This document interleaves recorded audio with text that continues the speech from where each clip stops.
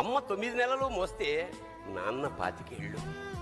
రెండూ సమానమే అయినా నాన్న ఎందుకో వెనకబడ్డాడు. ఇంట్లో జీతం తీసుకోకుండా అమ్మ, తన జీతం అంతా ఇంటికే ఖర్చు పెడుతూ నాన్న, ఇద్దరి శ్రమ సమానమే అయినా అమ్మ కంటే నాన్న ఎందుకో వెనకబడ్డాడు. ఏది కావాలి అంటే అది వడ్డీ పెడుతూ అమ్మ, ఏది కావాలంటే అది కొనిపెడుతూ నాన్న, ఇద్దరి ప్రేమ సమానమే అయినా నాన్న ఎందుకో బాగా వెనకబడ్డాడు. ఫోన్లోనూ అమ్మ పేరే, దెబ్బ తగిలినప్పుడు అమ్మ అని పిలవనే, అవసరం వచ్చినప్పుడు తప్ప మిగతా అప్పుడు గుర్తురానందుకు నాన్న ఎప్పుడైనా బాధపడ్డా?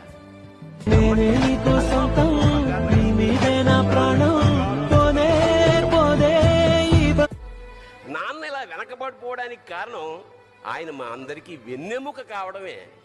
వెన్నెముక వెనక ఉండబట్టే కదా దన్నుగా నిలబడగలుగుతున్నాం. ఇదేనేమో నాన్న వెనకబడిపోవడానికి కారణం.